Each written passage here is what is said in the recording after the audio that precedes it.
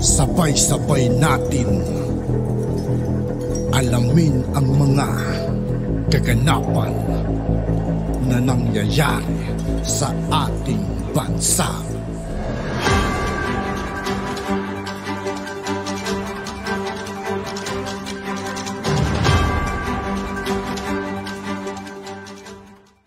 Yo, what's up mga kaibigan? This is I2K po again. Ngayon nandito naman ulit tayo sa channel ni Banat Kapanig TV. Dito naman ulit tayo magbibigay ng komento at reaksyon. Kaya samahan nyo ako guys. Let's go! Dapat maintindihan natin that these are standard operational procedures na every time may welga, may mga barikada, may transport strike, may labor strike, ang mga front organizations nila sa sektor ng kabataan at iba pang mga sektor ng lipunan, binibitbit nila yan, Miss Ina. Brother Franco, kagaya na nangyari sa atin, Miss Ina, doon tayo binibigyan ng mga pag-aaral sa maikling kurso sa lipunan at revolusyong Pilipino. Tungkol sa armadong pakikibaka, tungkol sa pagpapabagsak sa gobyerno, kahalagahan ng NPA, kahalagahan ng paglaban sa gobyerno. At hinahayaan ng mga ganito mga actions. So makikita ninyo, they are not concerned about the jeepney issue of modernizing our public transport and utility jeepneys. They are more concerned on how to organize the youth and the people to become enemies of the government and to fight against the government. Ang mabuhay, mahina na pamumuno sa pamahalaan ay pabor para sa CPP, NPA, NDF, lalo na kung nagkakawatak-watak. Nagbabangayan, nag-aagawan, at nag-iintrigahan at nagmamaniobrahan. The way the Vice President is being attacked singularly so that she will not become part of the political alliance and partnership with the current government. She's being isolated. She's being isolated and demolished because she is among those, or perhaps one of the singular leaders right now that is very categorical, who is very categorical and deliberate in positioning herself and in declaring herself na gusto niyang tapusin na. At talagang tapusin means business ang CPP, NPA, NDF. Napakahalaga po mga ganyang leaders para sa pamahalaan because people will be truly united under a true good leadership at ang misyon ay nagiging matagumpay kung tama ang pamumuno ng pamahalaan, sasama at sasabay ang mamamayan sa kanya. Yan ang kahalagahan ng leadership na yun na pinrovide noon ng NTF-ELCAC led by the former president. We do not want to compare things, otherwise magiging balat sibuyas na naman ang mga ilang mga political partisan groups na very personality oriented ang kanilang pagtingin sa gobyerno. We do not want to compare that kind of leadership with the current leadership ngayon at noon.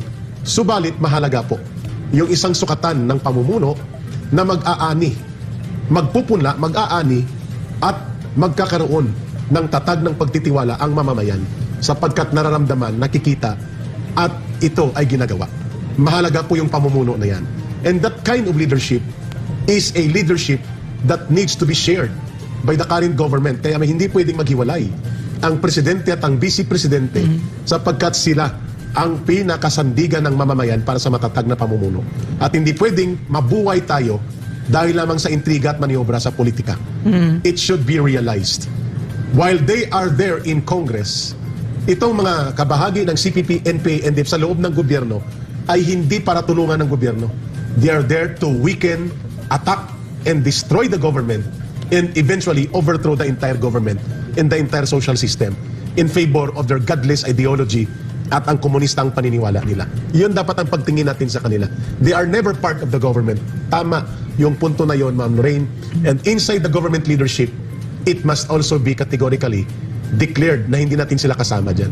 In fact, dapat lilitisin natin sila, tatanggalin at ikukulong at papanagutin sa mahabang krimen na ginawa nila sa ating bansa. And we're talking about the 3 remaining CPP, NPA, NDF urban operatives na nasa Kongreso pang hanggang ngayon. Sino ang pinakamakikinabang pag nagwatak-watak ang gobyerno, Eric? And therefore, sino ang nagmamaniobra nito? Exactly, the CPP, NPA, NDF. They want always that the government is not united. They want to split the ranks of the government leaders, narrow down the target, and isolate the primary target to the secondary target of their attack, and then consolidate their forces and attack the weakened government. Kaninong taktika yan?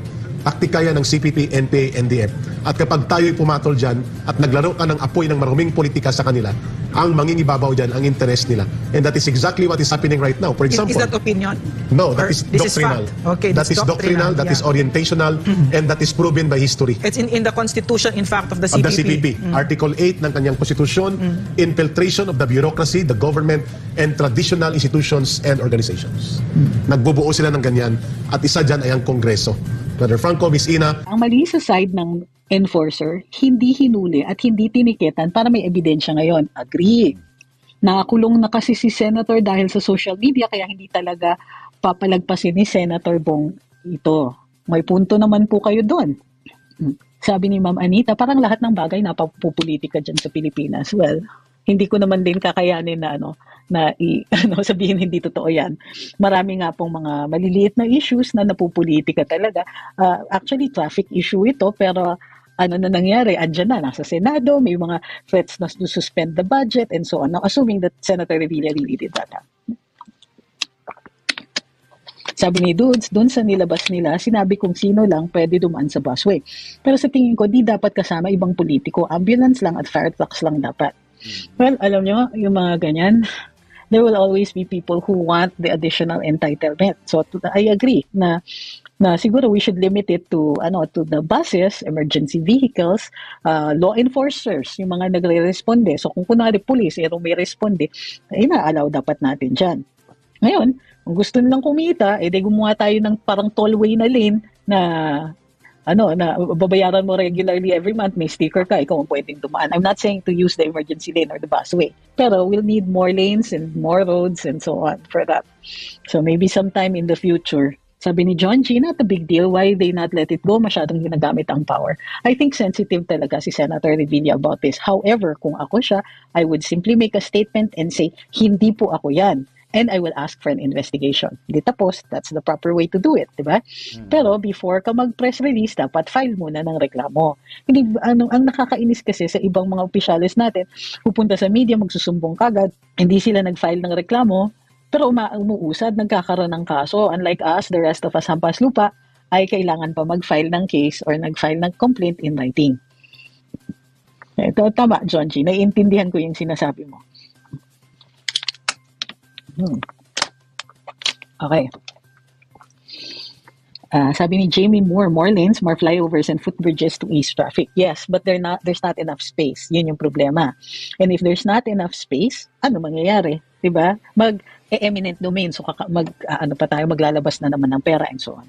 Sabi ni Frankie Garcia, VP Inday experienced that too, but she didn't do a press con, which is why we like VP Inday, diba? Which is why she's held in very high esteem. I'm not saying that Senator Revilla isn't held in high esteem. He certainly has a lot of constituents. However, yun nga, maybe a lesson can be learned from this one. Sabi ni Teacher Raymond, naku, style naman talaga yun ni Senator Bong. Remember yung sa case ni Katrina Halili at Dr. Hayden ko. Wala akong natatandaan na kaso na isinampa kahit ang daming hearing. Sabi ni Ma'am RG, syempre good and bad publicity is publicity pa rin. Malapit na kasi ang election plus re-election na. Sasayaw lang naman sa Senator Bong. Hindi naman re-election is to Senator Bong. Nabash daw si Agimat at sinundot na naman yung PDAF na hindi niya sinole. Well, unfortunately, that's going to happen to anybody with the past, di ba? Ganyan talaga. And as public figures, dapat alam natin, kaya natin tanggapin when things like this happen. Di ba? Public figure ka eh. Magandang umaga kay Tambatrol. Tambatrol Boo Vlog ang name niya. Sorry, natatawa talaga ako. Sabi ni Boy Cello. Natatawa siya mga kaibigan kasi kahit hindi niya tambalos-los. Ask ko lang, kanino po ba yung sasakyan na dumaan sa busway even if di sakay si Senator Revilla? Yun nga po ang subject na. At yun nga po mga kaibigan, dito po nagtatapos ang ating reaction video. Muli ako po si I2K ng Sundalo ng Dunggalo at 811. Maraming salamat sa patuloy na pagsuporta. Peace out.